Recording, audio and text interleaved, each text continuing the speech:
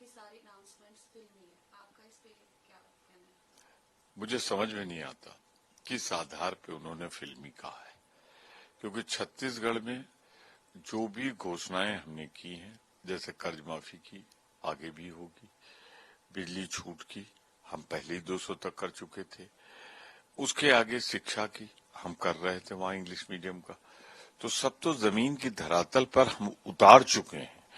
छत्तीसगढ़ में ये चल रही है और मध्य प्रदेश में हमारी सरकार नहीं है।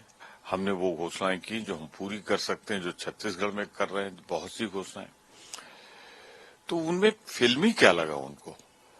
अगर आपको हमारी घोषणाएं फिल्मी लगती हैं कांग्रेस की, तो प्रधानमंत्री जी एक एक रुपए बढ़ा के, जिस तरीके से या एक की संख्या बढ़ा के या नॉमिनल बढ़ा के वही घोषणाएं जो हमने की हैं, ये जो हम चला रहे हैं, भाजपा ने कर दी है। तो अगर हमारी घोषणाएं फिल्मी है तो ये तो पूरी की पूरी भाजपा की नौटंकी है, मैं कह सकता हूं। जब आप फिल्मी कहेंगे तो मुझे नौटंकी जो की गई है ये कहना पड़ेगा। महादेव बेटिंग ऐप स्कैम पे वो टारगेट कर रहे हैं कांग्रेस को लगातार। कानूनी नजर से देखें अगर आप, तो अभी इन्वेस्टिगेशन भी नहीं हुआ है। एक आदमी पुलिस कस्टडी में, ईडी कस्टडी में है, कहते हैं उसने ऐसा कहा है।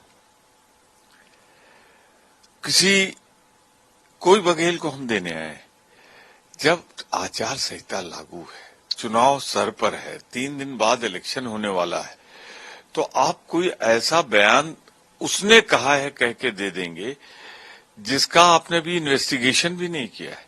आपके इन्वेस्टिगेशन में वो झूठा हो सकता है।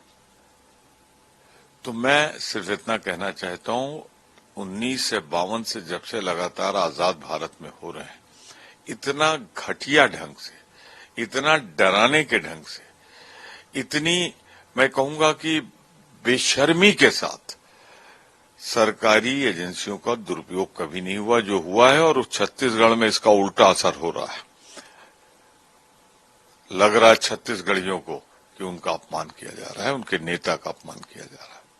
तो दिल्ली पोल्यूशन इतना ज्यादा बढ़ गया, लोगों को दिक्कतें हो रही है, लेकिन दूसरी तरफ देखें तो सेंट्रल गवर्नमेंट और दिल्ली गवर्नमेंट जो है ब्लेम गेम भी खेल रही है। हर साल का ये खेल है। हर बार दिल्ली की जनता का दम घुटता है, तमाम वायदे होते हैं और फिर हो जाता है।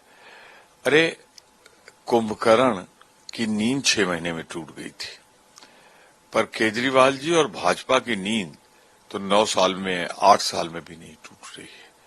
ये कुंभकर्ण नींद से दोनों सरकारें जागे। पंजाब, पहले आप इल्जाम लगाते थे केजरीवाल जी कि वहां पराली जलती है, अब क्यों जल रही है? भाजपा हरियाणा में पराली क्यों जल रही है? उत्तर प्रदेश में पराली क्यों जल रही है? क्यों नहीं इसके लिए निदान किया जाता? क्यों नहीं इसके लिए उनको मुआवजा दिया जाता किसानों को? आप तो कहते थे हम ऐसा रसायन लाएं, केमिकल लाएं कि वो खाद बन जाएगी। दीजिए, आपकी गलतियों की सजा दिल्ली के लोग भुगत रहे हैं। गैस चैम्बर में तब्दील